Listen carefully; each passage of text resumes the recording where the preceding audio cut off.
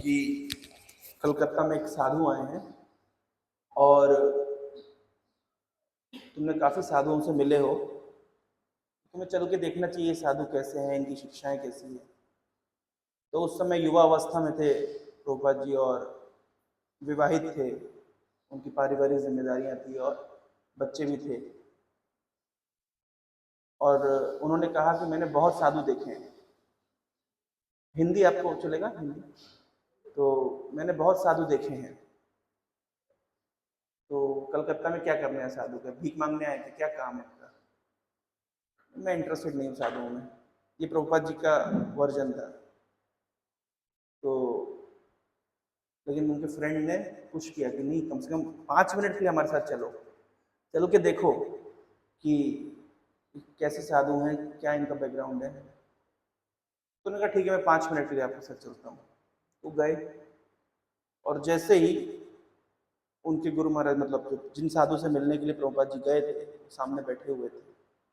और जैसे ही वे एंटर किए, तो क्योंकि ये बचपन से एक वैष्णव परिवार में इनका जन्म हुआ था, तो इनको इतना तो एटिकेट पता था कि किसी के साधु को जाते हैं तो प्रणाम करते। तो इन्होंने प्रणाम किया और जैसे प्रणाम करके उठे, इमीडिएटली ये साधु उनको बोलते हैं कि आप एक पढ़े लिखे नौजवान युवक हैं, आप पश्चिम में जाकर के भगवत गीता की शिक्षाओं का प्रचार प्रसार क्यों नहीं करते?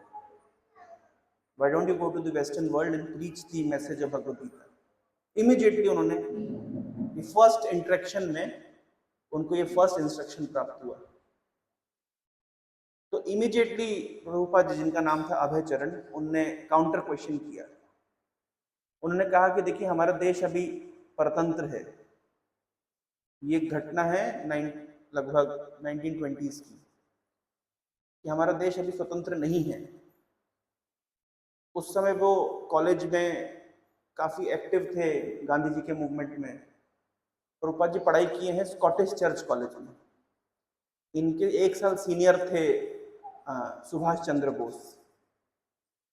तो सुभाष चंद्र बोस की रैलीज में भी ये भाग लेते थे और गांधी जी से भी प्रभावित थे। एक्चुअली उस समय 2 धारा बहती थी, एक तो गांधीयन मूवमेंट की धारा बहती थी और सुभाष चंद्र बोस की धारा बहती थी। तो दोनों ही धाराओं को स्टडी कर रहे थे कि किस पर्टिकुलर धारा से हमें किस धारा का समर्थन करना है और देश को स्वतंत्र कराना है। तो लगे हुए थे उसमें। तो जब इस साधु ने उनको कहा कि आप पश्चिम जगत में जाकर के भगवत गीता की शिक्षाओं का प्रचार प्रसार क्यों नहीं करते, तो इन्होंने इमीडिएटली क्वेश्चन पूछा कि अभी हमारा देश परतंत्र है, हम अंग्रेजों के गुलाम हैं, हमारी बात कौन सुनेगा? क्या हमारा प्रथम कर्तव्य देश को स्वतंत्र कराना नहीं है? गीता की शिक्षाओं को तो हम बाद में भी प्रचार प्रसार कर सकते हैं। तो तब प्रभुपाद जी के जो गुरु हुए, जो आगे चल के उनके गुरु हुए, उन्होंने कहा कि देश का परतंत्र होना, स्वतंत्र होना, एक सरकार का जाना, दूसरी सरकार का आना, ये तो परिवर्तनशील है, ये तो समय के साथ चलता रहेगा। लेकिन जो गीता की शिक्षाएं हैं ये नित्य हैं, इटर्नल है। कोई भी पॉलिटिकल सिचुएशन के लिए भगवत गीता की शिक्षाओं को प्रचार प्रसार रोका नहीं जा सकता। वास्तव में सत्य तो ये है कि ये पूरा संसार परिवर्तनशील है। हम इस संसार में कितनी बार अलग अलग रूपों में आए हैं। We are simply changing our bodies. और हम देखते हैं कि एक देश में कितने बड़े बड़े शासक आए और चले गए, लेकिन एब्सोल्यूट ट्रुथ, वास्तविक सत्य तो वही बना हुआ है। तो इन्होंने कहा, इस साधु ने कहा कि पॉलिटिकल सिचुएशन के लिए ये जो वास्तविक सत्य, एक्चुअली 2 प्रकार के सत्य होते हैं। एक होता है रिलेटिव ट्रुथ और एक होता है एब्सोल्यूट ट्रुथ। सर आपकी एज कितनी है? 50। अच्छा, ये सत्य है या झूठ है? सत्य है। लेकिन ये सत्य कैसा है? ये सत्य रिलेटिव है, क्योंकि 1 साल पहले आपकी एज 50 नहीं थी, और 1 साल के बाद आपकी एज 50 नहीं होगी। तो जो सत्य परिवर्तनशील है, the truth that is changing is called relative truth. लेकिन the truth that is not changing, permanent, that is called absolute truth. तो कोई भी सत्य जो शरीर से संबंधित है वो रिलेटिव ट्रूथ है। जैसे हम भारतीय हैं तो स्वाभाविक रूप से हमारा भारत के प्रति इमोशंस है। कब तक? जब तक हमने ये शरीर भारत में जन्म लिया है। लेकिन अगर हम अगले जीवन में हम अमेरिका में जन्म लेंगे तो हमारा जो इंक्लिनेशन है, इमोशन, वो अमेरिका के लिए होगा। हमने हिंदू परिवार में जन्म लिया है तो हमारा हिंदुइज्म के प्रति इंक्लिनेशन है। कल को अगर हम एक इस्लामिक परिवार में जन्म लेते हैं तो स्वाभाविक रूप से हमारा इंक्लिनेशन उस दिशा में होगा। तो इसका तात्पर्य यह है कि हमने जो इंक्लिनेशंस प्राप्त किए हैं ये सब रिलेटिव ट्रूथ है, ये एब्सोल्यूट ट्रूथ नहीं। पर एब्सोल्यूट रियलिटी ये है कि हम इस शरीर से परे आत्मा है, और ये भगवत गीता की प्रथम शिक्षा है। The first lesson that Arjun got from Lord Krishna, Krishna के द्वारा अर्जुन को जो पहली शिक्षा प्राप्त हुई वो है शरीर और आत्मा में भेद। Spirituality begins with this discrimination कि what is temporary and what is permanent, क्या नित्य है क्या अनित्य है।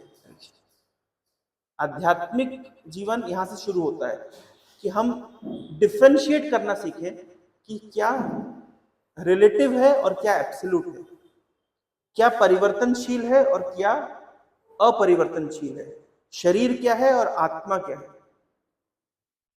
तो शरीर से संबंधित सभी वस्तुएं परिवर्तनशील है, लेकिन the soul remains eternal. So that is the first lesson that Krishna is imparting to Arjun.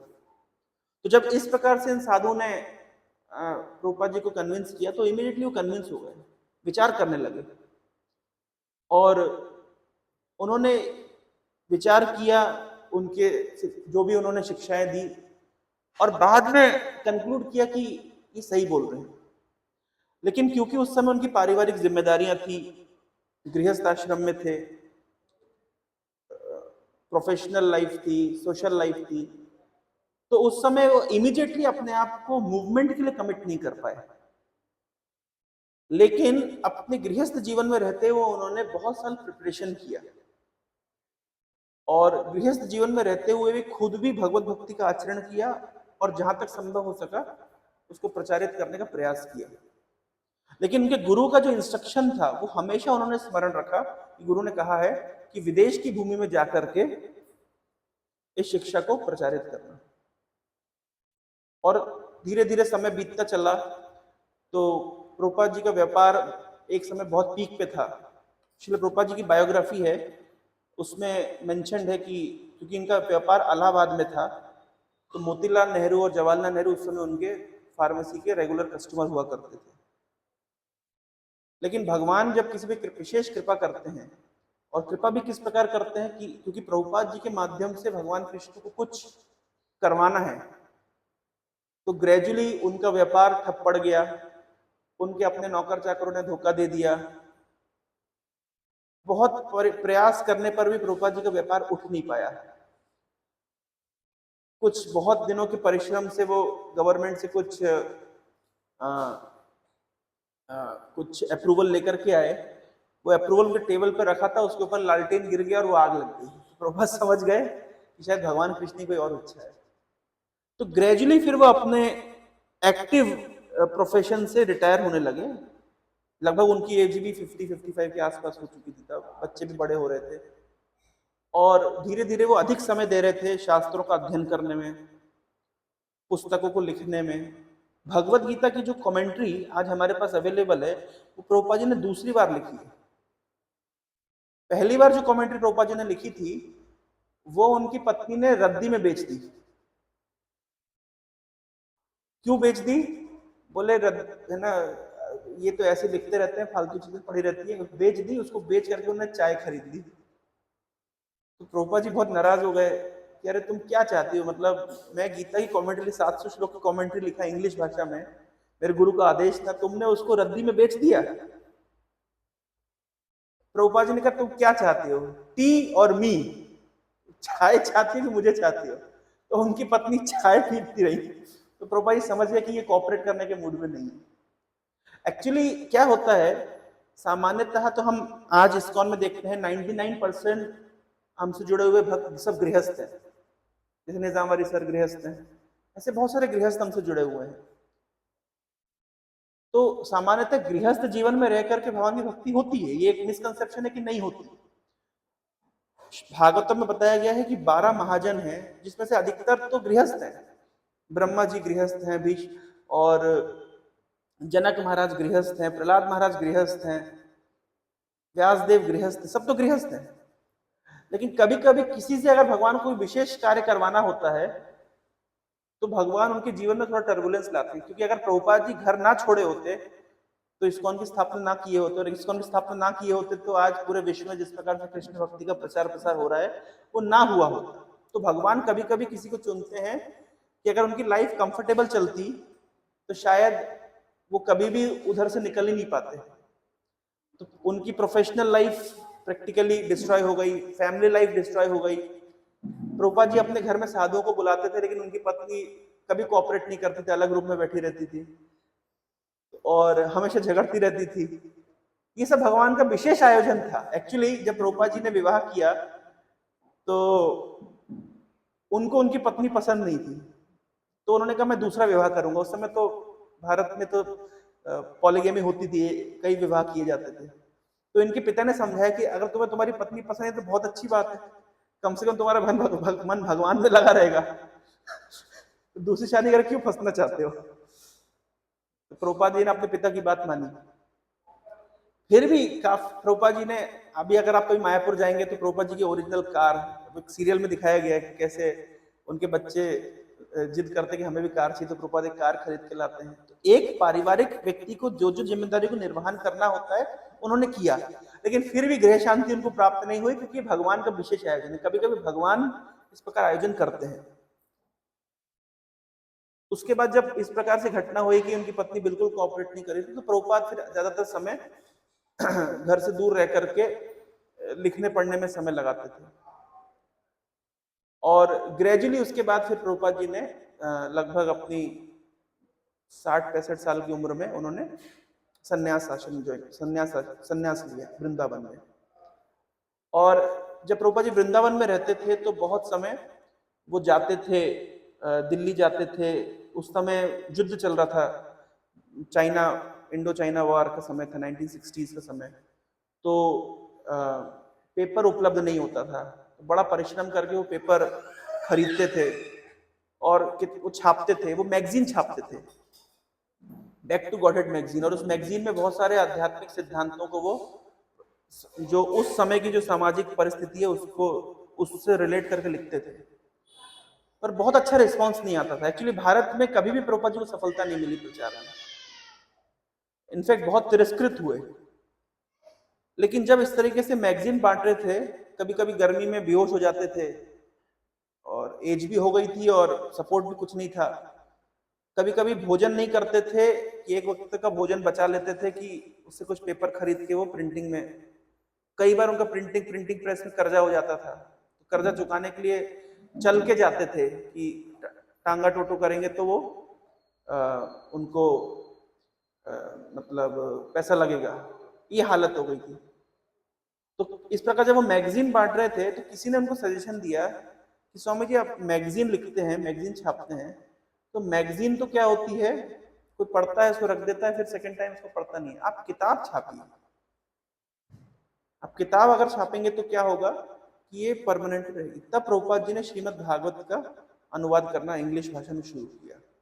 तो जो भागवत महापुराण संस्कृत में है, प्रभुपाद जी ने उसको अंग्रेजी भाषा में अनुवादित किया। आप कभी कोई भी पुस्तक इस्कॉन की देखेंगे तो आप देखेंगे कि उसका संस्कृत श्लोक है, फिर उसका इंग्लिश ट्रांसलिटरेशन है, फिर उसका शब्दार्थ है, एक एक शब्द का अनुवाद है, फिर उसके बाद ट्रांसलेशन है और फिर तात्पर्य।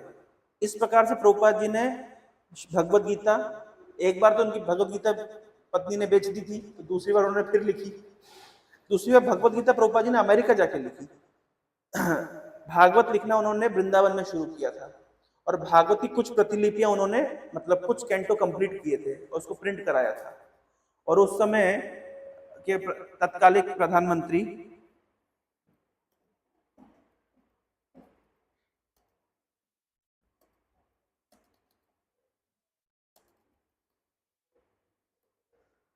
तो उस समय के तत्कालिक प्रधानमंत्री लाल बहादुर शास्त्री जी को उन्होंने अपनी पुस्तकें भेंट करी थी।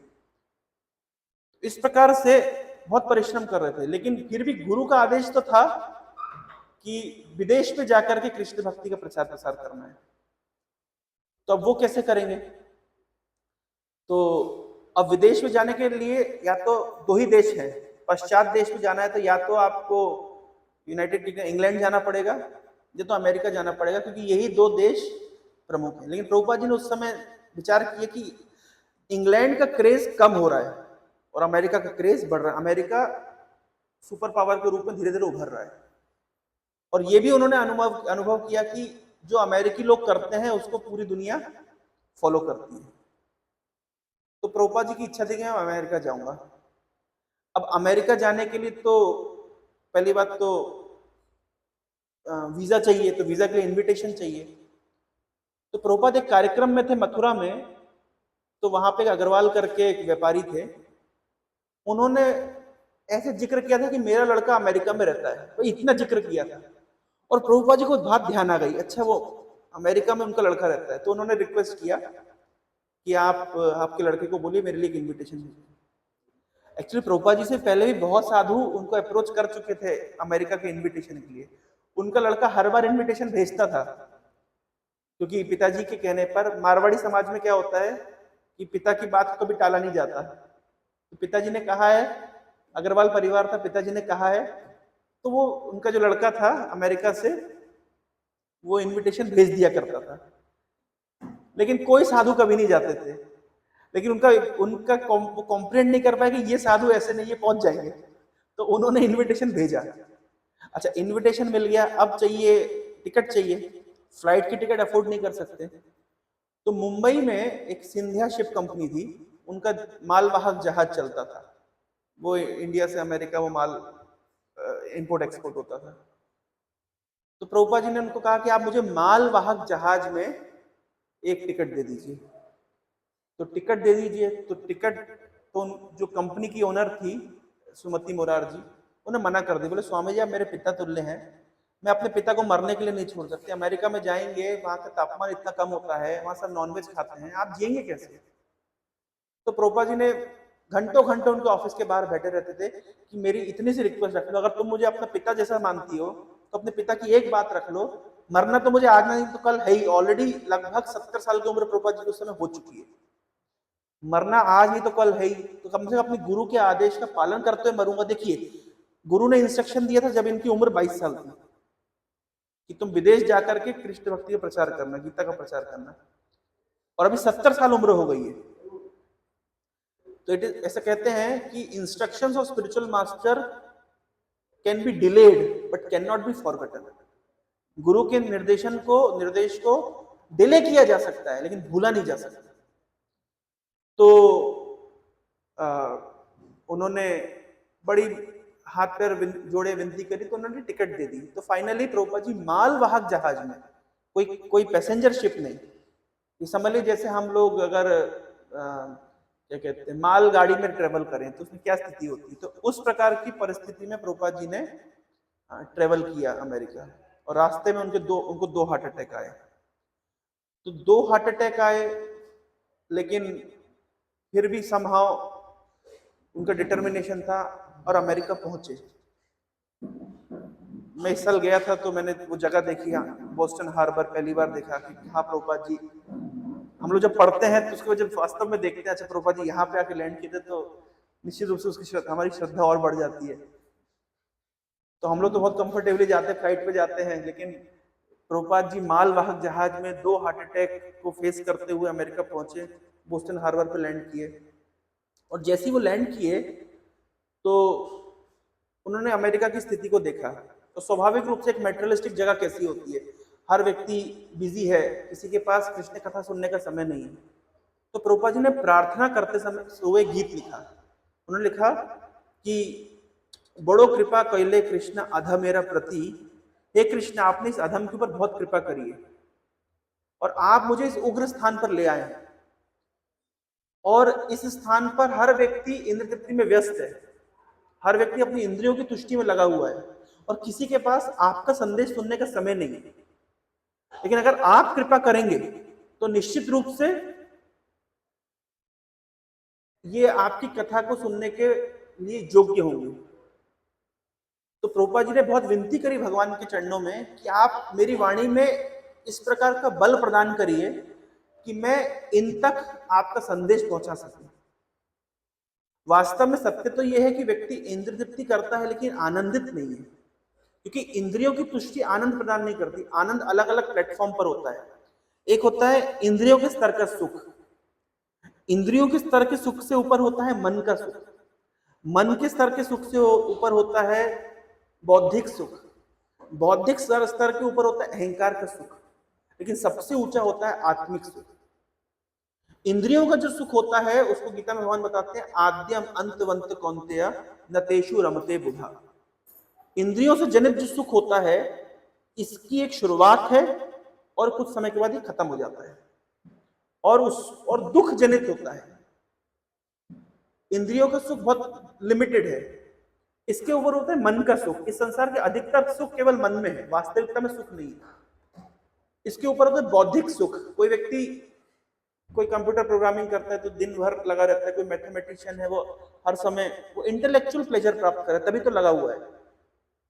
एपीजे अब्दुल कलाम से किसी ने पूछा कि आपने विवाह क्यों नहीं किया, बोले मैं लेबोरेटरी में घुसा, जब तक बाहर निकला तो मेरी 60 साल उम्र हो गई। तो कुछ तो सुख मिल रहा है, जो कहते हैं बौद्धिक सुख। वैज्ञानिकों को बौद्धिक सुख प्राप्त होता है। इसके ऊपर होता है अहंकार का सुख। कोई हमें प्रेस्टीज देता है या कोई सम्मान देता है तो एक सुख का अनुभव होता है। लेकिन ये सारे सुखों के साथ स्थिति क्या है कि व्यक्ति बंध जाता है, और ये सारे सुख दुख के जनन है, मतलब दुख के जनक है, दुख को जन्म देते हैं। लेकिन सबसे ऊपर सुख होता है आत्मिक सुख, आध्यात्मिक सुख, जिस सुख की बात भगवत गीता आदि शास्त्रों में की गई है। तो प्रभुपाद जी ने देखा कि ये लोग सुखी प्रतीत होते हैं लेकिन एक्चुअली सुखी है नहीं। और प्रमाण क्या है इसका प्रमाण है कि अगर सुखी हैं तो क्यों इतना नशा करना पड़ रहा है, क्यों LSD लेते हैं, क्यों मारिजुना लेते हैं। उस समय वहां अमेरिका में चला था काउंटर कल्चर। काउंटर कल्चर मतलब अमेरिका के युवा उस अपने सो कॉल्ड लाइफ से फ्रस्ट्रेटेड थे। ये 1960s 70s की बात है, विशेष रूप से 60s की बात है। फ्रस्ट्रेटेड थे। उस समय अमेरिका और वियतनाम का युद्ध चल रहा था and they were looking for answers. भौतिक दृष्टि से देखा जाए तो उनके पास संपदा थी, लेकिन हृदय के अंदर आनंद नहीं था। And they were looking for some higher cause. तो वो सोचते थे कि अगर हम नशा करेंगे तो हमें हायर एक्सटेसी फील होगी। प्रभुपाद जी एक यूनिवर्सिटी में प्रवचन दिए तो उस समय एक टैग चलता था, स्टे हाई। आप LSD नामक ड्रग लीजिए और आप हाई अनुभव करेंगे, एक्सटेटिक अनुभव करेंगे। लेकिन प्रभुपाद जी ने समझाया कि देखिए आप जो ड्रग लेते हैं उसमें आप कुछ समय एक्सटेटिक होते हैं, कुछ समय अनुभव करते हैं आनंद, और उसके बाद वापस से आप नीचे गिर जाते हैं।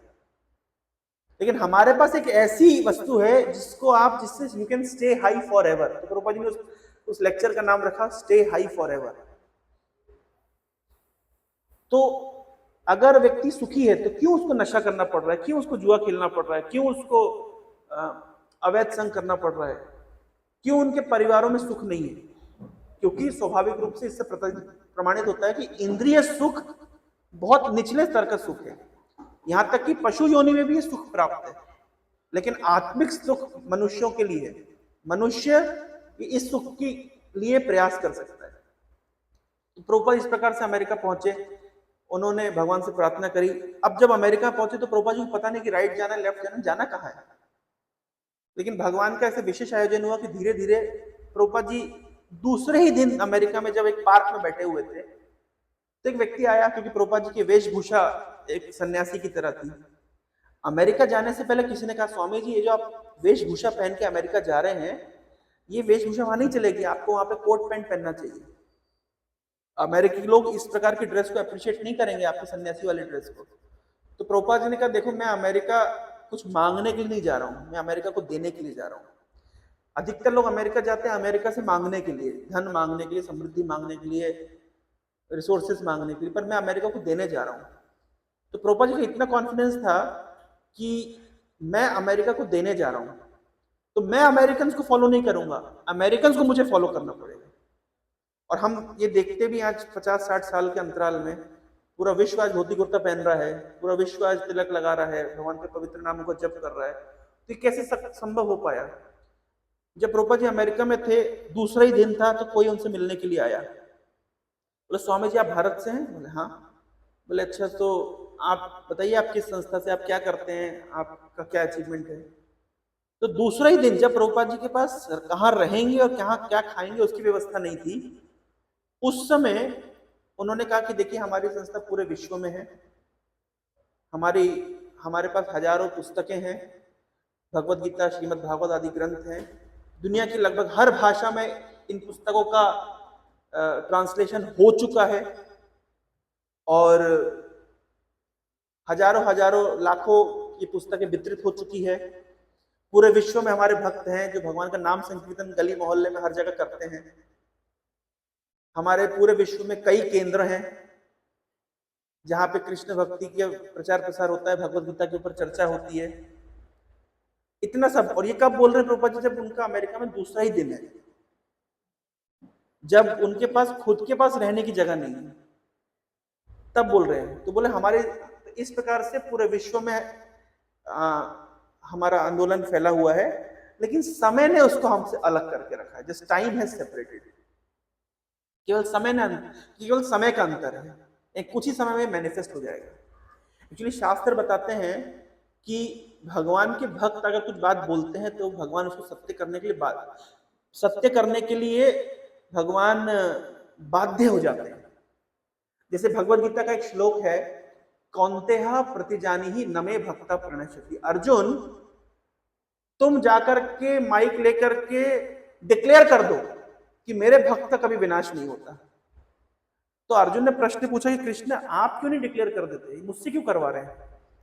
तो कृष्ण कह रहे हैं मेरी बात पर लोगों को डाउट हो सकता है, क्योंकि जैसे बचपन में माँ पूछती थी तुमने माखन खाया, तो मैं बोलता था मैंने ही माखन खायो, लेकिन मेरा वास्तविक अर्थ होता था मैंने ही माखन खायो। तो कृष्ण की बात पर कोई भरोसा नहीं, कृष्ण तो झूठ बोलते हैं, वो झूठ बोलने के लिए, चोरी करने के लिए प्रसिद्ध है, लेकिन मेरे भक्त की बात कभी भी झूठी नहीं होती।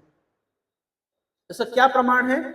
2-3 प्रमाण हम शास्त्रों में देखते हैं। जब भीष्म पितामह, कृष्ण कहते हैं कि मैं शस्त्र नहीं उठाऊंगा, भीष्म पितामह कहते हैं मैं उठवा के रहूंगा, और आखिरकार कृष्ण को अपनी बात को साइड में रख के अपने भक्त की बात को सत्य करना पड़ा, आखिरकार शस्त्र उठाना पड़ा।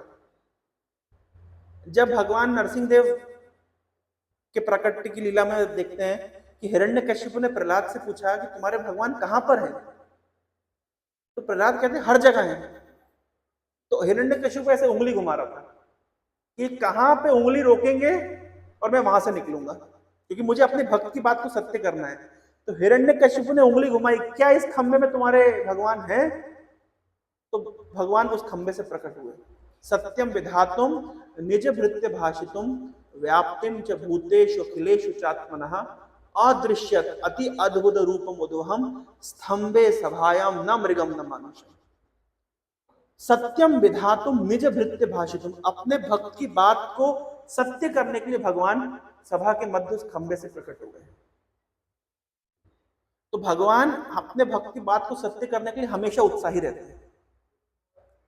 तो इसी प्रकार से प्रभुपाद जी ने कहा कि हमारी संस्था पूरे विश्व में है जो कि कृष्ण भक्ति का प्रचार प्रसार कर रही है, तो अब ये भगवान की बाध्यता है कि इसको वो कैसे सत्य करेंगे, क्योंकि भक्त अपने लिए, अपने स्वार्थ के लिए कुछ नहीं चाहता है। भक्त हमेशा चाहता है कि अगर इन भगवद गीता की शिक्षाओं को पूरा विश्व स्वीकार करेगा तो पूरे विश्व में वास्तविक रूप से आनंद और शांति आएगी।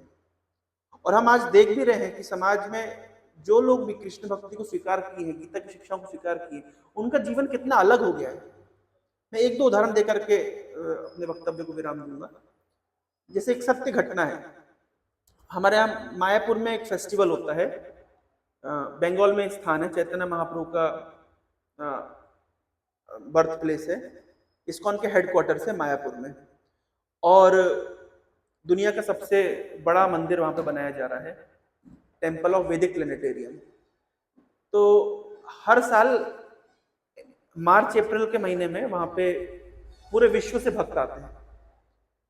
तो एक पर्टिकुलर भक्त आया, मतलब अब जब पूरे विश्व से भक्त आते हैं तो नेचुरल से एकोमोडेशन लिमिटेड होता है, तो शेयरिंग बेसिस पे एकोमोडेशन होता है। तो एक पर्टिकुलर रूम में दो भक्तों ने शेयर किया।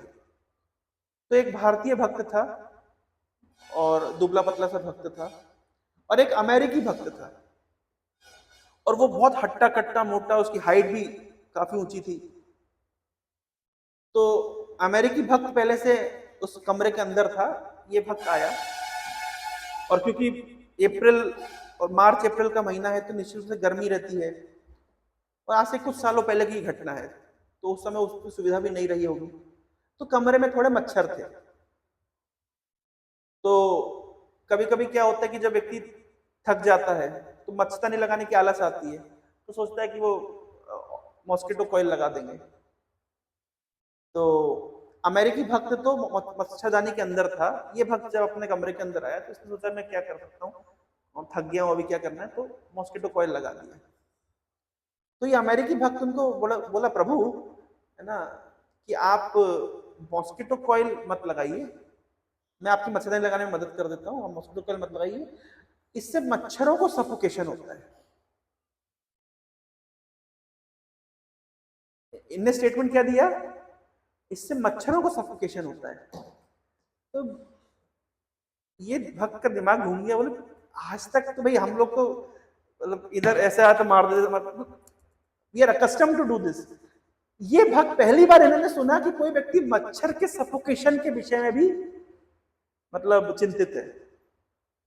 रात हो गई थी, ज्यादा समय नहीं था बातचीत करने के लिए, तो इन्होंने रात को तो सो गए, सुबह मंगल आरती में भाग लिया, ब्रेकफास्ट के समय दोनों की मुलाकात हुई, तो आपस में बात कर रहे थे। तो इस भारतीय भक्त के मन में जिज्ञासा तो बहुत प्रबल थी कि बड़े प्यार से इन्होंने मच्छर के सफोकेशन को लेकर के चर्चा उठाई, तो बड़े आश्चर्यचकित हुए। तो इन्होंने जिज्ञासा करी कि प्रभु आप कल रात को ऐसे बोले मच्छर को सफोकेशन होता है, आपके बारे में थोड़ा बताइए, आप कौन हैं, कहां से आए हैं, और आपकी चेतना का स्तर इतना ऊंचा कैसे है। तो इस भक्त ने बताया कि मैं एक्चुअली अमेरिकन डिफेंस में मैं एक कमांडर था, और हम युद्ध लड़ने जाते थे। अभी रिसेंटली मैं न्यू जर्सी में एक मॉल में गया था, तो हम परचेसिंग कर रहे थे, तो एक व्यक्ति, बूढ़ा व्यक्ति, वो आ करके बोला you are from, are you Buddhist? मैंने कहा नो आई एम हिंदू। बोले यू आर फ्रॉम इंडिया? मैंने कहा yes I am from India. बोले India is a very good country, ऐसे बोला, और इतना बोल के रोने लगा। वृद्ध व्यक्ति था और रोने लगा, और रो के क्या बोल रहा है, उसने भी सेम बात बोली, बोले मैं डिफेंस में था और हमने बहुत अन्याय किया है, हमने लोगों के, हमने मर्डर किए हैं, हमने रेप किए हैं। एक्चुअली अमेरिका का जो इतिहास है वो सबसे खराब है इन सेंस ऑफ जो क्या बोलते हैं, जो वार क्राइम्स में। बोले हमको, बोले अब मुझे गिल्टी लगता है जब मैं, वो बोल रहा है कि I am at fag end of my life and I am feeling very guilty, I have caused lot of damage to people. उसको गिल्ट हो रहा है। तो गिल्ट जब व्यक्ति होता है तो साधु को देख करके इमीडिएटली क्या होता है, कन्फेस करने के लिए स्वाभाविक इच्छा करती है। तो वो कॉन्फेस करने के लिए आया, मेरे सामने रोने लगा। वो मैं कुछ देर समझ नहीं में कि अचानक व्यक्ति आकर के आपसे पूछता है, आपके सामने रोने लगता है। तब मैं थोड़ा सा चीजों को, बैकग्राउंड को समझा। उसी प्रकार से ये व्यक्ति जो भक्त थे, इन्होंने बोला कि मैं अमेरिकन आर्मी में था और हमने बहुत वार क्राइम्स किए, हम युद्ध तो जीतते थे, इसके बाद हम जहां युद्ध लड़ते थे हम औरतों का रेप करते थे, हम मर्डर करते थे। ये हमारी मतलब दैनिक हमारा कार्यक्रम था, हमें इस तरह ट्रेन किया गया है, क्योंकि वॉर क्राइम सब जब आप करते हैं तो दहशत में लोग होते हैं, तो आपके सामने झुक के रहते हैं। अगर हम पॉलिटिकल दृष्टि से देखा जाए या उस सेंस में देखा जाए, आप अमेरिका की हिस्ट्री निकाल के देखिए, अमेरिका किसी भी युद्ध में जीतता नहीं है, केवल वहां प्रॉब्लम क्रिएट करके आ जाता है। अमेरिका अफगानिस्तान गया, वहां प्रॉब्लम क्रिएट कर गया, अमेरिका वियतनाम गया, वहां प्रॉब्लम क्रिएट करके आ गया, अमेरिका ईरान इराक गया, जहां जाता है वहां प्रॉब्लम क्रिएट करके। तो उनका काम ही प्रॉब्लम, एक्चुअली उनका काम ही होता है कि they will create problem so that उनके डिफेंस की चीजों को लोग खरीदेंगे, that's all, that is the only way they are earning. तो बोले हमारी ट्रेनिंग थी कि आपको वॉर क्राइम्स करने हैं, आपको लोगों को मतलब, तो बोले मैं घरों में जाता था, गांव गांव घुसता था, और लोगों को मैं मारता था। और मेरा मारने का एक यूनिक पेक्यूलियर स्टाइल था। क्या स्टाइल था कि पहले मैं बंदूक दिखाऊंगा, सामने वाला रोएगा, गिड़गिड़ाएगा, चीखेगा, चिल्लाएगा, मुझे उनकी चीख चिल्लाहट सुन करके आनंद आता था। कौन व्यक्ति बोल रहा है? जो भी व्यक्ति बोल रहा है कि मुझे मच्छर का सफोकेशन क्यों, मुझे आनंद आता था जब लोग चीखते चिल्लाते थे। और मैं ईरान के गांव में था, ईरान या इराक गांव में था, ऐसे ही घुसा और वहां एक बूढ़ा व्यक्ति बैठा हुआ था और मैंने उसको बंदूक दिखाई। अब जनरली आज तक मेरा एक्सपीरियंस क्या है, जैसे मैं किसी को ऐसे बंदूक दिखाता हूं तो वो रोते हैं, गिड़गिड़ाते हैं, उनकी आंखों में डर होता है। ये इस व्यक्ति को जब मैंने ऐसे बंदूक दिखाई तो ये हंसने लगा और इसकी आंखों में डर नहीं था, इसकी आंखों में एक बहुत चमक थी। तो जब कोई व्यक्ति, आज तक आपने जिसको बंदूक दिखाई है वो हमेशा डरते हैं, ये बिल्कुल एक यूनिक एक्सपीरियंस हुआ। तो बोले मैं डर गया। ऐसा कहते हैं ना कि आप शेर की आंख में अगर आंख डाल के देखो तो शेर भाग जाता है, तो कहते ही, हमने तो कभी एक्सपीरियंस नहीं किया, लेकिन बोले मैं घबरा गया कि इस व्यक्ति के चेहरे पे इतनी चमक कैसे, इस व्यक्ति की आंखों में इतनी एक उल्लास कैसे, इसको बंदूक से डर नहीं लगता। ये मुझे व्यक्ति बोल रहा है तुम किसको मारोगे? बोले शरीर तो पहले ही मरा हुआ है और आत्मा मरती नहीं है। तो बोले पागल हो कि क्या बात कर रहे हो?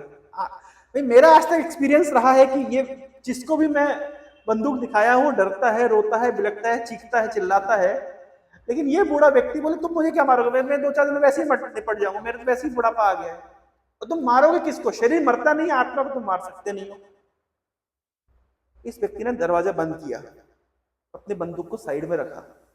देखिए, जब व्यक्ति गलत करता है ना तो कहीं ना कहीं हृदय के अंदर उसको वो गिल्ट रहता है, लेकिन कभी भी उसको वो अवसर नहीं मिला कि उस गिल्ट से बाहर निकल सके। लेकिन आज पहली बार जीवन में ऐसा एक मतलब एक मोड़ आया है। दरवाजा बंद किया, उसने बोला भी तुम क्या बोल रहे हो, मुझे समझाओ। तब ये व्यक्ति अपने कमरे से किताब लाके देता है, Bhagavad Gita as it is. बोले देखो पढ़ो इसको। अब सोचिए कहां पे, किस गांव में वो भगवत गीता पहुंची है और क्या वो इस व्यक्ति का जीवन परिवर्तन हो रहा है। उसने भगवत गीता दी, क्या मैं ये ले सकता हूँ? बोले हाँ तुम ले सकते हो। और वो व्यक्ति ये कमांडर भगवत गीता लेके गया और अपने कैंप में जाकर के कुछ दिन मेडिकल लीव लग के पढ़ने लगा। तो मैं पढ़ूंगा, बोलता मैंने कुछ ही दिनों के अंदर गीता पूरी पढ़ ली। पहले गीता के एंड में, आजकल तो नहीं आता है, आई डोंट नो विदेश में होता है कि नहीं, गीता के लास्ट में इस्कॉन सेंटर्स की लिस्ट आती है। आजकल सेंटर ही इतने हो गए कि वो लिस्ट लिखेंगे तो वो बहुत मोटा हो जाएगा। पहले लिखी हुई आती थी सेंटर्स की लिस्ट। तो उसने इमीडिएटली पता किया कि अमेरिका में हमारे घर के पास सेंटर कहाँ पे है। वो व्यक्ति वापस अमेरिका जाकर इस्कॉन मंदिर जाना शुरू किया। सिस्टमेटिक तरीके से उसने आध्यात्मिक ज्ञान सुनना समझना शुरू किया, भक्तों का संग लेना शुरू किया, भगवान के पवित्र नामों का जप करना शुरू किया। और देखते देखते उसने फिर अपनी सेवानिवृत्ति ली, उस वीआरएस लिया कमांडिंग सर्विसेज से, और ग्रेजुअली फिर वो एक अच्छा भक्त बना। और जब वो मायापुर आया तो अपने इस प्रकार से उसने अपना रिलेशन शेयर किया। तो आप समझ सकते हैं, जो हम शास्त्रों में देखते हैं कि वाल्मीकि पहले डाकू रत्नाकर थे और मरा मरा बोल करके उनका हृदय परिवर्तन हो गया, तो ऐसा नहीं है कि उस जमाने में परिवर्तन होता था और आज परिवर्तन नहीं होता है। भगवान की भक्ति इतनी स्ट्रांग है। श्रीमद् भागवतम में अजामिल की कथा आती है कि एक अजामिल मरने वाला था, लेकिन पूरा जीवन उसने पाप कर्म किया, लेकिन उसके पुत्र का नाम था नारायण। तो नारायण को पुकार लगाता था, भगवान को पुकार नहीं लगाता था, नारायण को पुकार लगाता था। लेकिन पुकार लगा कर धीरे धीरे उसका हृदय शुद्ध हो गया। तो ऐसा उदाहरण, ऐसा नहीं केवल ये शास्त्रों में ये उदाहरण है और ये आज उदाहरण उपलब्ध नहीं है। भगवान की भक्ति इतनी स्ट्रांग है कि हमारे कॉन्शियसनेस को बदल के रख देती है। तो मेटेरियल कॉन्शियसनेस से हम इमीडिएटली स्पिरिचुअल कॉन्शियसनेस में आ जाते हैं। तो प्रश्न उठता है कि ये कैसे डेवलप होती है, तो इसका सूत्र है ABCD। किसी व्यक्ति की चेतना का स्तर कैसे उठाया जा सकता है, 4 चीजें करके, एक्चुअली 5 चीजें करके, ABCDE formula. A for association, भक्त संग। शास्त्रों में कई जगह बताया गया है, तुल्याम लवेण अपि ना स्वर्गम ना पुनर्भवम भगवत संगी संगस्य मर्त्या नाम की मुताशीष। तुल्याम लवेण अपि मतलब 1 सेकंड का 11वां हिस्सा भी अगर कोई साधु संग करता है तो उससे उसको लाभान्वित होता है। इतने साधु संग की महिमा, ना स्वर्गम ना पुनर्भवम। इतने साधु संघ की तुलना हम स्वर्ग लोक से भी नहीं कर सकते और मुक्ति से भी नहीं कर सकते। तुलसीदास जी लिखते हैं, एक घड़ी आधी में पुनियाद, तुलसी संगत साधु की हरि कोटि अपराध। कि अगर कोई व्यक्ति थोड़ी संगति भी साधु की संगति में कृष्ण कथा सुनता है, तो उसके हृदय के अंदर जितने कई जन्मों के जो कलमश हैं उस शुद्धिकरण हो जाता है। तो A stands for association, B stands for books. तो हमारे पास एक बहुत रिच मतलब कोई भी चीज जो मैं आपके सामने प्रस्तुत कर रहा हूं ये सेंटिमेंटल नहीं है, इसके पीछे एक बहुत स्ट्रॉन्ग फिलोसफिकल बैकग्राउंड है। So in this strong philosophy has been mention. आप देख सकते हैं मेरा ये पर्सनल कलेक्शन है बुक्स का, ये पूरा एक एक किताब आप देख सकते हैं। कुछ कुछ किताबें तो कंप्लीटली संस्कृत में है, बहुत सारी बायोग्राफीज हैं, बहुत सारे कमेंट्रीज हैं। तो जो भी हम कृष्ण भावना में अपने कृष्ण कॉन्शियसनेस प्रैक्टिस कर रहे हैं उसके पीछे एक बहुत स्ट्रॉन्ग फिलोसफिकल बैकअप है जो पुस्तकों के माध्यम से हमें प्राप्त है। और प्रभुपाद जी ने रात भर परिश्रम करके यहाँ तक कि अपने अंतिम समय में डेथ बेड के ऊपर, मतलब शरीर त्यागने से पहले भी अगर आप देखें तो श्रीला ट्रांसलेटिंग बुक्स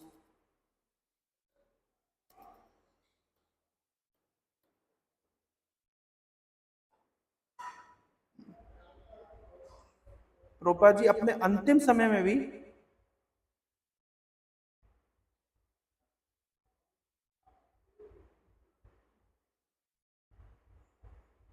बुक्स को ट्रांसलेट करते रहे। Lord Buddha says if there is a problem, look at the problem with half a smile.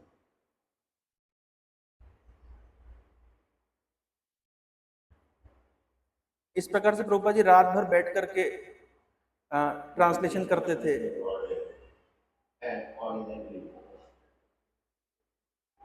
मैं आपको एक वीडियो दिखाता हूँ।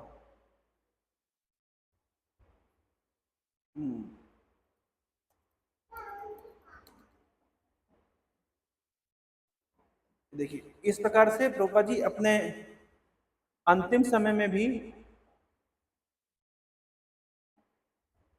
ट्रांसलेशन कर रहे थे। उनके शिष्य लोग ऐसे माइक्रोफोन लगा देते थे, recorder,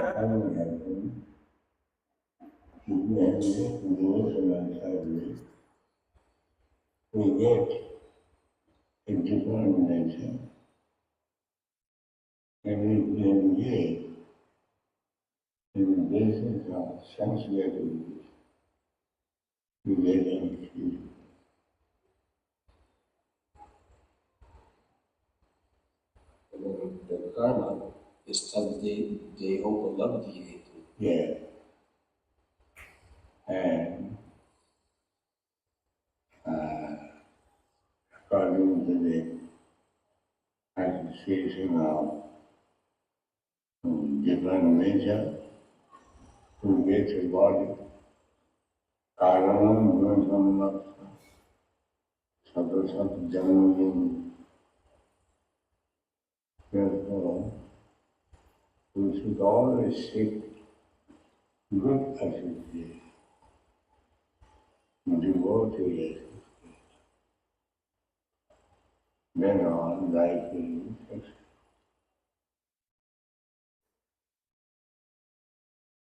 The last is the rules तो इस प्रकार से प्रभुपाद जी मतलब लास्ट मोमेंट तक भी बुक्स को ट्रांसलेट करते रहे। तो इसलिए आज हमारे पास भगवत गीता, श्रीमद् भागवतम, चैतन्य चेतामृत, एक्चुअली प्रभुपाद जी ने अगर अंग्रेजी भाषा में ट्रांसलेट ना किया होता तो विश्व की सारी भाषाओं में आज जो बुक्स अवेलेबल है वो ना होती।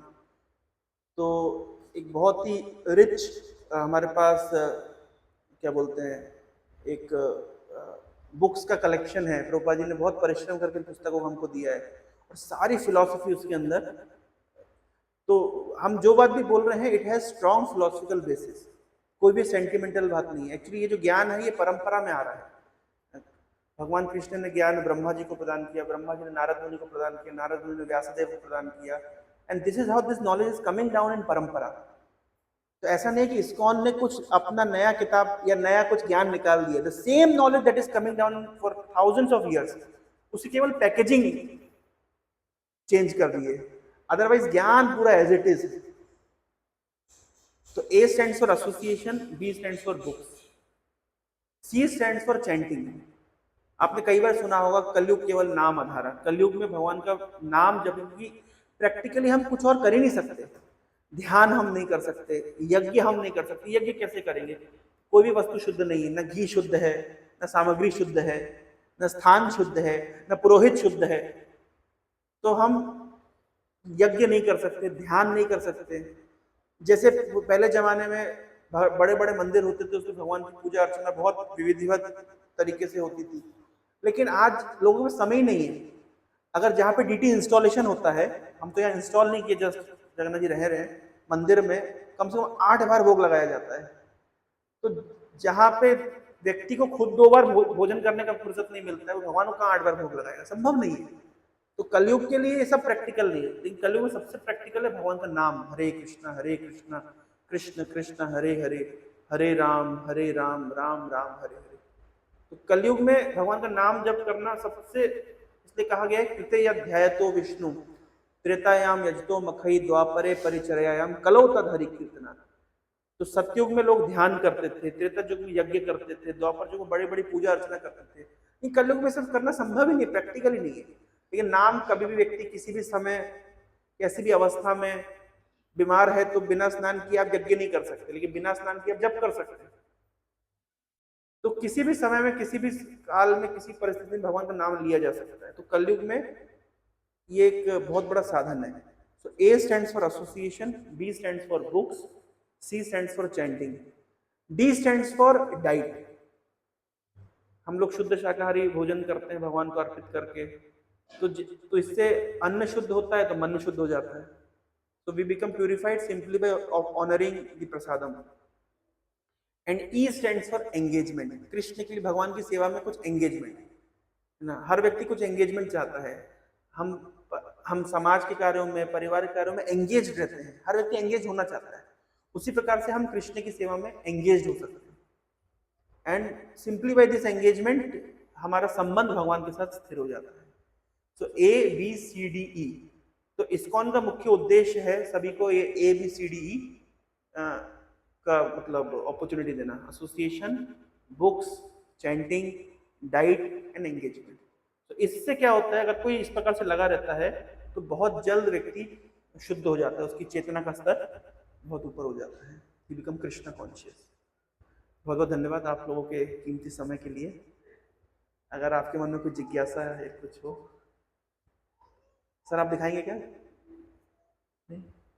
हाँ, आप लॉन्च किया आज? अगर किसी के मन में कोई प्रश्न, कोई जिज्ञासा,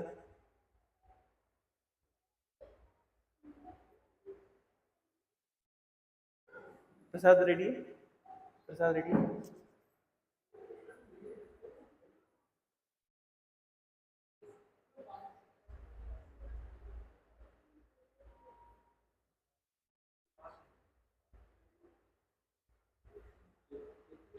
हाँ हाँ, 5 मिनट्स प्रसाद में टाइम, 5 मिनट कीर्तन कर लेते हैं, ठीक है। जब तक प्रसाद 5 मिनट में रेडी हो रहा है तो हम कीर्तन कर लेते हैं। मृदंग उठा लो।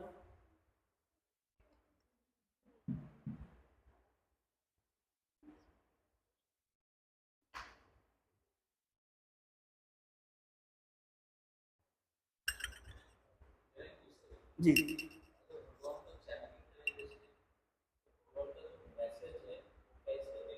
जी एक्चुअली हाँ, प्रभुपाद जी एक बात बोलते थे कि मैसेज डिलीवर करने के लिए प्यूरिटी चाहिए। अब देखिए, हम मैसेज तो कोई भी बोल सकता है, लेकिन प्रभुपाद जी जब हम विदेश में गए और उन्होंने भगवत गीता की शिक्षा दी तो बहुत लोग कृष्ण भक्ति को स्वीकार किए। प्रभुपाद जी कहते हैं पहले भी तो विदेश में लोग गए थे और गीता के वो प्रवचन देते थे, लेकिन हार्डली कोई व्यक्ति के जीवन में परिवर्तन आ पाया। कारण कारण है प्यूरिटी। तो मैं अगर कुछ बात बोल रहा हूं तो मेरी बात आपके हृदय तक तभी पहुंचेगी और परिवर्तन तभी आएगा जब मेरे अंदर प्यूरिटी है। तो प्यूरिटी को तो ये क्या होता है, ये साइमल्टेनियसली चलता है। हम कृष्ण के मैसेज का प्रचार प्रसार भी करते हैं, लेकिन साथ में अपनी प्यूरिटी को बढ़ाने के लिए हम पवित्र नामों को जप करते हैं। लेकिन फिर भी आप देखिए, बहुत लोग हैं जो शास्त्रों के ऊपर प्रवचन देते हैं। कई बार आप देखिए बहुत बड़े संस्कृत स्कॉलर्स होते हैं, उनका पूरा प्रवचन संस्कृत में होता है, लेकिन उनको फिर सिगरेट पीनी पड़ती है बाहर निकल करके। क्यों? क्योंकि वो मैसेज दे रहे हैं, लेकिन वो मैसेज उनके जीवन में असर नहीं डाल पाया, और इसलिए दूसरों के जीवन में भी आप देखिए अधिकतर अध्यात्मवादियों के प्रवचन व्यक्ति के जीवन को परिवर्तित नहीं कर पाते। क्यों नहीं कर पाते? कारण है लैक ऑफ प्यूरिटी। सो भगवान के नामों को जप करने से हमारी प्यूरिटी बढ़ती है, और फिर जब हम कोई मैसेज देते हैं तो मैसेज फिर प्रोफाउंड होता है, स्ट्रांग होता है, पेनिट्रेट करता है। दो चीजें होती है, एक होता है आचार, एक होता है प्रचार।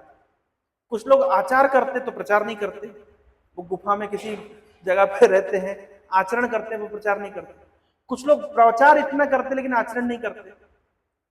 लेकिन दोनों चीजें आवश्यक है, आचार और प्रचार। So आचार मतलब we should work to enhance our purity, and then whatever we'll say will have profound impact upon others.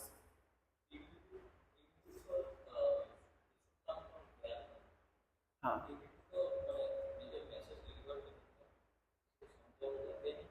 जी हाँ, एक्चुअली आपका बहुत अच्छा पॉइंट है। प्यूरिटी ज्ञान से आती है, प्यूरिटी ज्ञान से आती है, लेकिन पूरी प्यूरिटी नहीं आती। छोटा सा एग्जांपल आपको देता हूँ। जैसे एक जंगल है, उसमें घास लगी है, आग लग गई जंगल में, तो घास पूरी जल जाती है ना।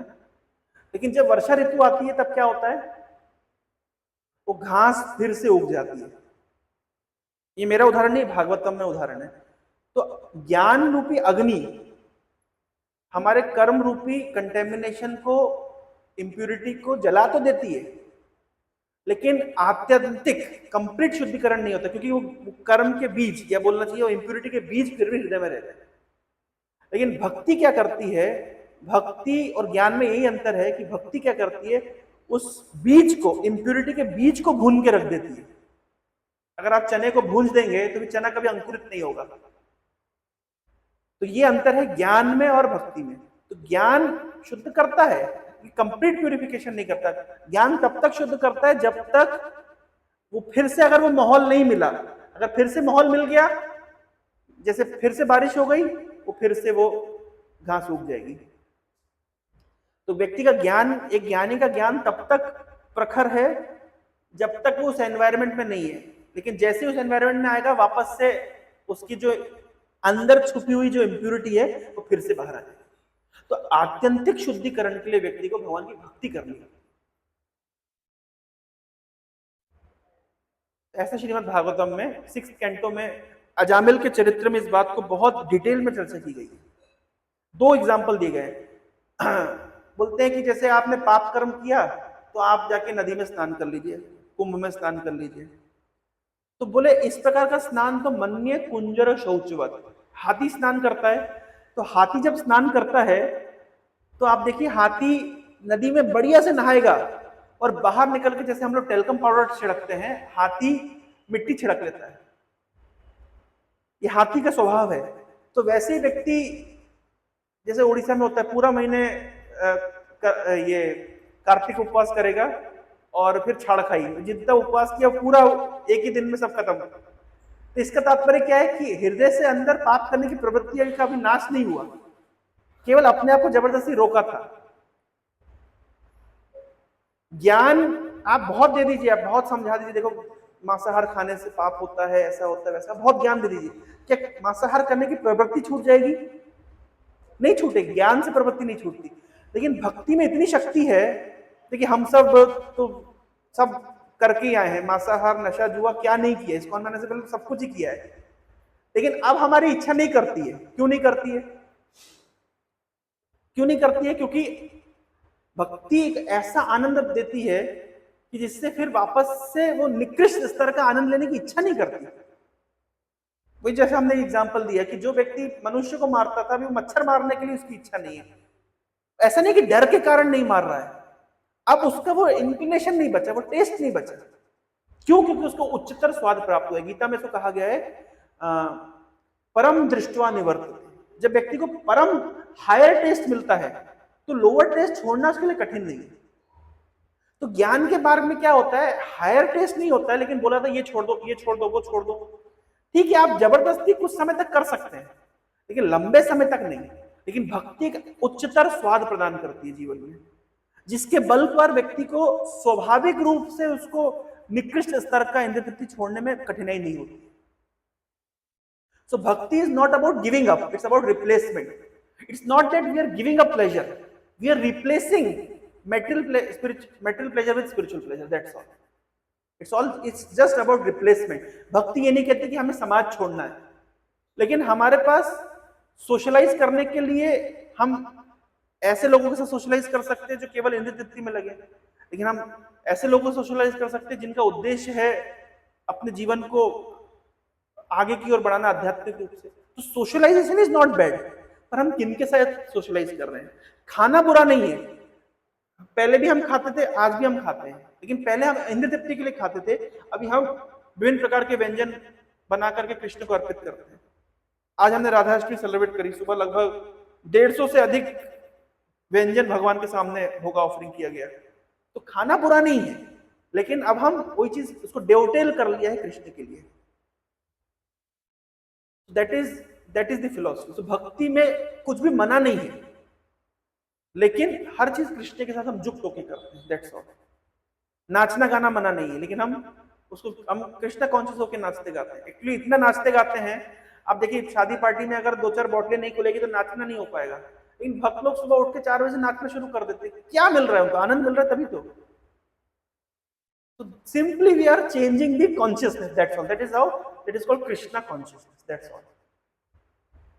तो ज्ञान ड्राई है, लेकिन भक्ति में रस है।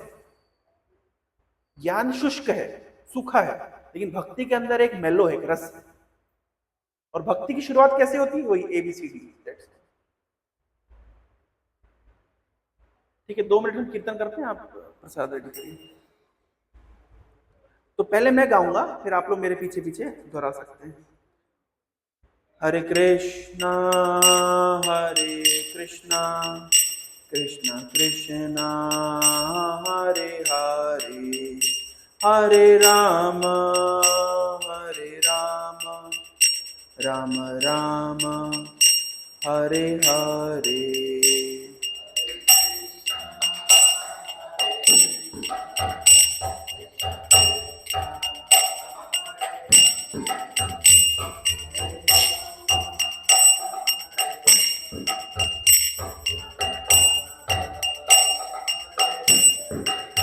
हरे कृष्णा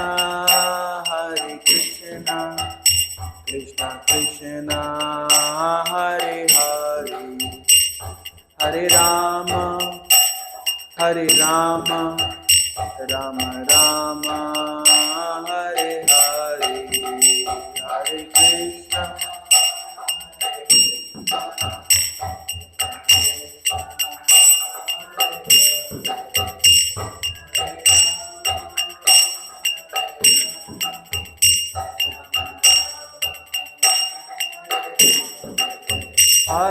कृष्णा हरे कृष्णा कृष्णा कृष्णा हरे हरे हरे राम राम राम हरे हरे हरे कृष्णा कृष्णा कृष्णा हरे हरे हरे राम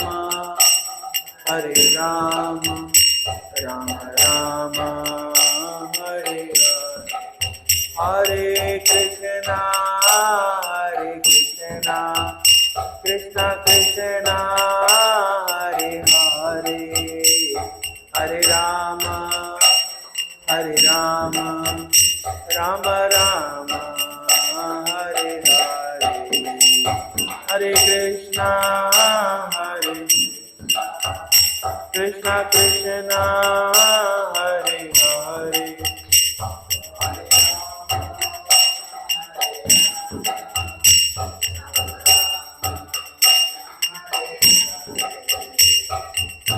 हरे कृष्णा कृष्णा कृष्णा हरे हरे हरे राम राम राम हरे हरे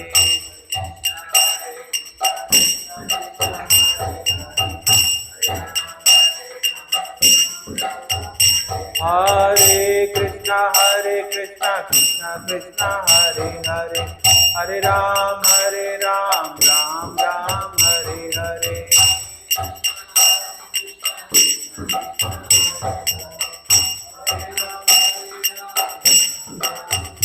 हरे कृष्णा कृष्णा कृष्णा हरे हरे हरे राम राम हरे हरे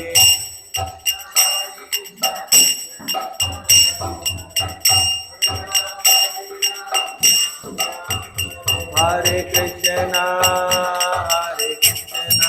कृष्णा कृष्णा हरे हरे हरे राम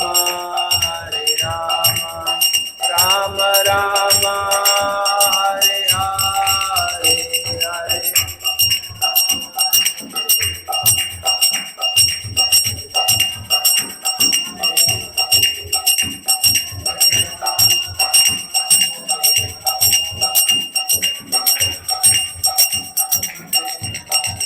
जय जगन्नाथ जय बलदेवा सुभद्रा माई जय सुदर्शना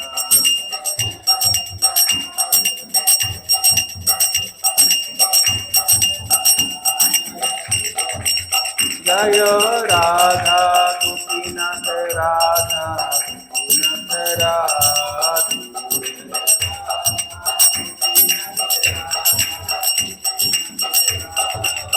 जय कृष्णा बलराम कृष्णा बलराम जय वृंदावन धाम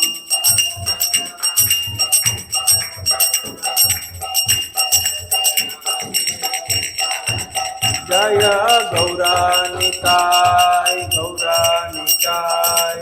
पतित पावन गौरानिताय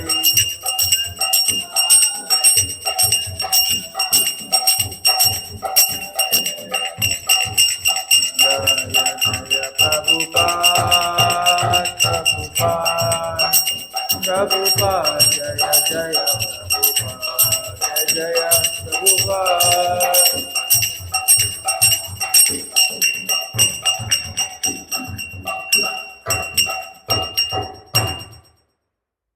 हरिनाम संकीर्तन की जय। जी भक्त किसे कहते हैं?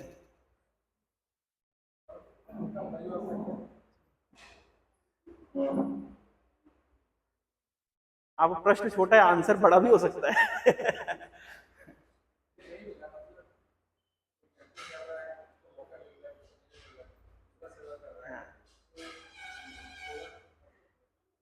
हाँ देखिए, भक्त शब्द का अर्थ क्या होता है?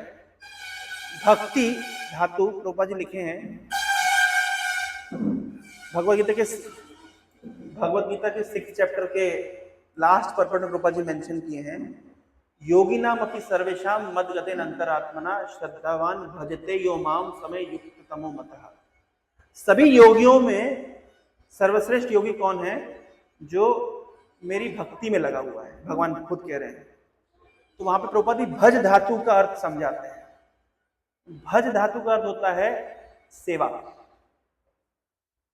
तो भक्ति की डेफिनेशन है ऋषिकेना ऋषिकेश सेवनम भक्तिर उच्चते।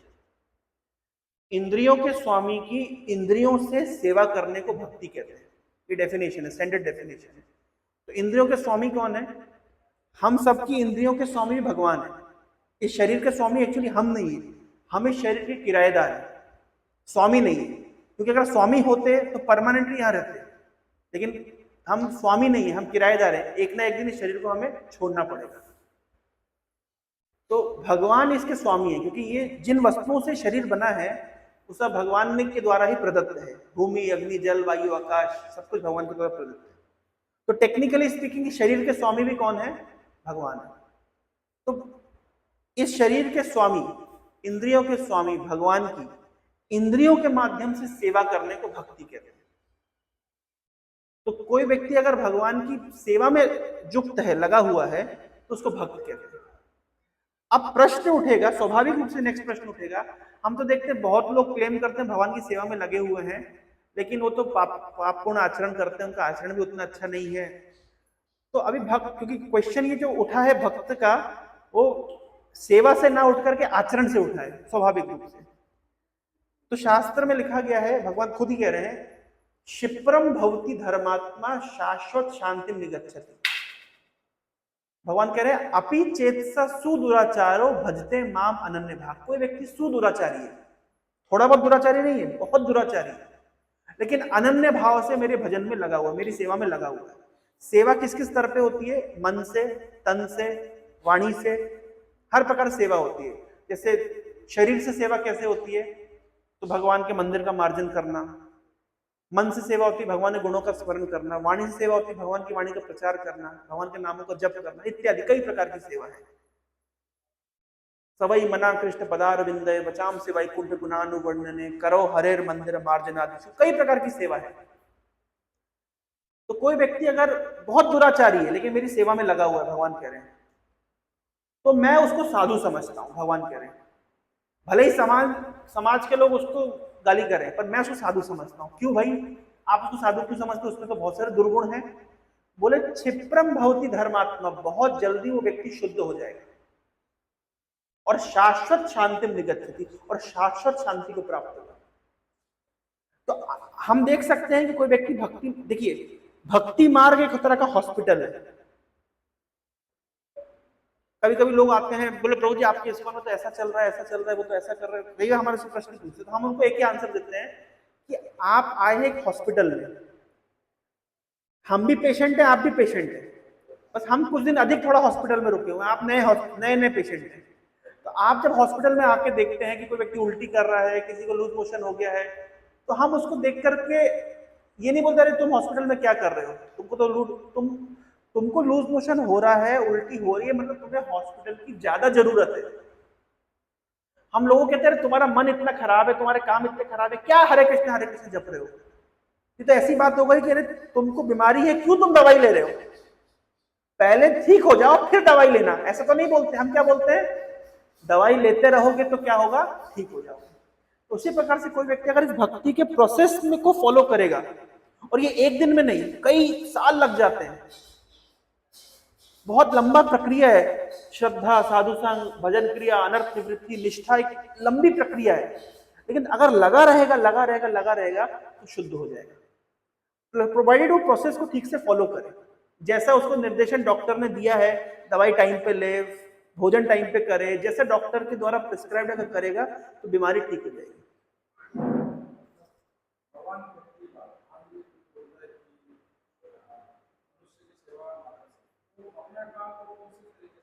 जी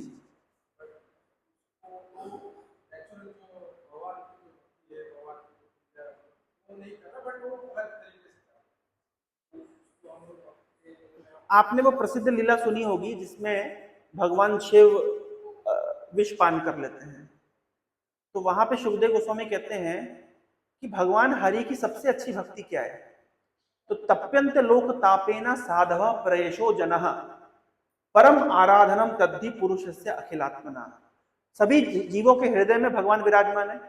उन भगवान की सबसे अच्छी सेवा क्या है? संसार के दुखी लोगों की सहायता करना। इस संसार में लोग दुखी हैं, तप रहे हैं, उनके ताप को कम करने के लिए अगर कोई प्रयास करता है तो ये भगवान की सबसे अच्छी सेवा है।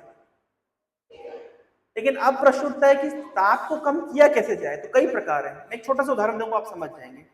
एक बच्चा है, वो मेले में खो गया है, रो रहा है। तो आपने देखा कि मेले में खो गया है, रो रहा है, निश्चित रूप से उसको भूख लगी होगी। आपने उसको पॉपकॉर्न दिलाया, थोड़ी देर पॉपकॉर्न खाता है, फेंक देता है। सर को लगा कि शायद उसको झूला झूलने की इच्छा है, तो उसको झूला झूलाने लगे। थोड़ी देर झूला झूला, फिर रोने लगा। माता जी को लगा कि उसको शायद गुड़िया के बाल खाने हैं, तो गुड़िया के बाल दिला दिए। सर ने उसको गुब्बारा दिला दिया। कुछ देर खेलता है, कुछ देर के लिए डिस्ट्रैक्ट हो जाता है, फिर रोने लगता है। ये सर आए, विचार किए, भाई रो क्यों रहे? रोने का कारण यह है कि अपने पिता से बिछड़ गया। अब सबने उसकी मदद करी, किसी ने पॉपकॉर्न खिलाया, किसी ने झूला झुलाया, किसी ने गुड़िया के बाल दिलाया, किसी ने गुब्बारा दिलाया। लेकिन ये सर ने पता किया भाई कौन है, अच्छा इनके फलाने का लड़का है, फोन लगाया, पुलिस को इन्फॉर्म किया और बच्चे को उठा के पिताजी के पास सौंप दिया। अभी गुब्बारा चाहिए, पिताजी देख लेंगे, खिलौना चाहिए, पिताजी देख लेंगे, झूला झूलना पिताजी देख लेंगे, पॉपकॉर्न खाना है पिताजी देख लेंगे। तो सभी प्रकार की सेवा अच्छी है, लेकिन सबसे अच्छी सेवा क्या है? सबसे अच्छी सेवा है उसको पिता से मिलाना। तो संसार में सब लोग दुखी हैं। दुखी क्यों है? कोई व्यक्ति गरीबी में है, कोई व्यक्ति बीमारी में है, किसी व्यक्ति घर में क्लेश ही क्लेश है। कारण क्या है? कारण ये कि हर व्यक्ति जो दुख भोग रहा है उसके पूर्व जनित पाप कर्मों के कारण वो दुख में है। अब उसको हम कई तरीके से इलाज कर सकते हैं। भाई थोड़ा पैसा दे दीजिए, आप किसी गरीब आदमी को पैसा दे दीजिए। ऐसे कहावत है, इकोनॉमिस्ट ने कहा है कि आप संसार में सारा धन को इक्वली डिस्ट्रीब्यूट कर दीजिए, सप्ताह भर के अंदर गरीब वापस गरीब हो जाएगा, धनी वापस धनी हो जाएगा। वो फ्लो हमेशा ऐसा रहता है। क्यों? क्योंकि वास्तविकता यह है कि व्यक्ति बाहर की परिस्थिति के कारण दुखी नहीं है, उसकी चेतना के कारण दुखी है। लेकिन उसकी अगर चेतना को हम ऊपर उठाने का प्रयास करेंगे तो ये परमानेंट समाधान है उसको उसकी समस्या से बाहर निकालने का। मेरे हाथ में अगर फुंसी हो गई तो मैं यहाँ पे क्रीम लगा लूंगा, कुछ दिन बाद यहाँ हो जाएगी, यहाँ क्रीम लगा लूंगा, कुछ दिन बाद यहाँ हो जाएगी। लेकिन अगर मैं परमानेंट इलाज चाहता हूं तो मुझे ब्लड को शुद्ध करना होगा। तो अगर हम किसी व्यक्ति को थोड़ा भोजन दे दें, आज आप भोजन दे देंगे, कल भोजन दे देंगे, परसों कौन देगा?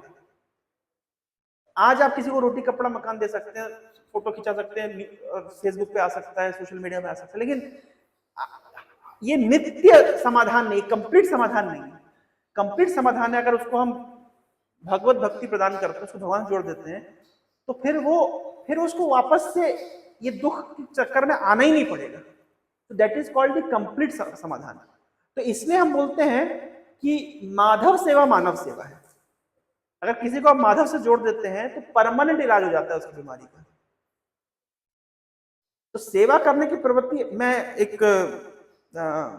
एक मेला में गया था कनेक्टिकट में, मैं देखा लोग, देखिए कितना सेवा करने की बात है। उसमें टोटल मेले में 40-50 दुकानें होंगी। 40-50 दुकानों में म्युनिसिपैलिटी ने, अब इंडिया में तो हम ये कॉम्प्रिहेंड नहीं कर सकते, ऐसा होता है, वहां पे म्युनिसिपैलिटी ने ऐसे मैप लगा के रखा है कि कौन सी दुकान कहाँ कहाँ पे है। इंडिया में कोई मेला लगता है तो ऐसा ना कोई मैप लगा के रखता है, कौन कहाँ क्या हो रहा है पता नहीं चलता, तो उसने मैप लगा के रखा। एक बूढ़ा व्यक्ति समाज की सेवा करना चाहता है, बकायदा इसने मैप को प्रिंट आउट किया, सबको बांट रहा है। अच्छा, उसको तो लग रहा है कि मैं बहुत बड़ी सेवा कर रहा हूं, लेकिन मुझे लग रहा है इस सेवा का क्या अर्थ है। पहली बात तो हम जिस बैकग्राउंड से आए, हमें कोई मेले में कोई मैप देख के दुकान देखने जाता है, हम तो कहीं भी चले जाते हैं। फिर मैप ऑलरेडी म्युनिसिपैलिटी ने लगा के रखा है, लेकिन इस व्यक्ति की क्या है, सेवा करने की भावना है, पर सेवा करने की प्रोपेंसिटी को कहां लगाना है उसको पता नहीं। तो वास्तव में हर व्यक्ति सेवा करना चाहता है, हर व्यक्ति कृष्ण का अंश है, कृष्ण की सेवा करने के लिए ही हमारा अस्तित्व है। परंतु वहां सेवा नहीं करेंगे तो हमें फिर अपनी सेवा की प्रोपेंसिटी को डिस्ट्रैक्ट करना पड़ेगा। और प्रभुपाद जी लिखते हैं समाज में लोग फ्रस्ट्रेटेड इसलिए हैं क्योंकि सेवा करने की प्रोपेंसिटी को सही जगह पे रीडायरेक्ट नहीं कर पा रहे हैं। भगवान गीता में चिल्ला चिल्ला कह रहे मेरी सेवा करो। अब आप हमको सुन के लगेगा कि भगवान ऐसा डिमांड कर रहे हैं, लेकिन एक और उदाहरण दिया है शास्त्र में कि मिरर है, मिरर इमेज है। आप मिरर इमेज को सजाएंगे तो वास्तविक चेहरा कभी सुंदर नहीं होगा, लेकिन वास्तविक चेहरे को सजाएंगे तो मिरर इमेज सुंदर हो जाएगी। तो समाज में हर व्यक्ति केवल मिरर इमेज को सजाने में लगा हुआ है।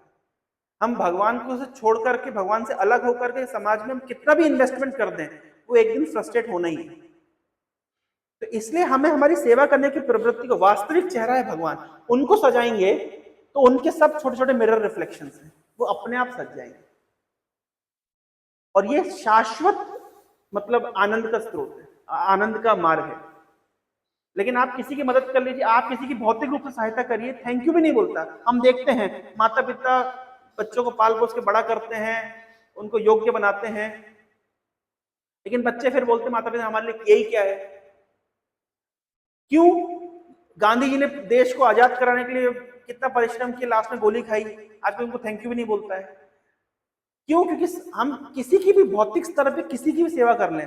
आप किसी को पैसा दीजिए, किसी ने आपसे उधार मांगा 5,000 रुपए, और वो आपका शत्रु बन जाएगा। आप मांगेंगे पैसा तो वो आपका शत्रु बन जाएगा। उसको तो ग्रेटफुल होना चाहिए कि बुरे समय में मदद करी, लेकिन आप जब पैसा मांगेंगे वो छुपेगा, घबराएगा, सामने नहीं आएगा। क्यों? भौतिक स्तर पे किया गया कोई भी सहायता वास्तव में वो फ्रस्ट्रेट ही करता है। इसलिए हमें सहायता, हम ये नहीं कहते कि गरीबों को भोजन नहीं खिलाना चाहिए, कि इसकी व्यवस्था भी है, पर इन सब से उन्नत स्तर की सेवा है उसको भगवान से जुटी करना। सभी प्रकार की सेवा महत्वपूर्ण है, लेकिन अगर उस पर तारतम्य देखा जाए तो सबसे बड़ी सेवा है व्यक्ति को भगवत भक्ति प्रदान करना। इससे व्यक्ति को कंप्लीट सेटिस्फेक्शन प्राप्त होता है और परमानेंट सेटिस्फेक्शन प्राप्त होता है। आई होप मैंने आंसर दे पाया। बहुत बहुत धन्यवाद। हरे कृष्ण। प्रसाद प्रसाद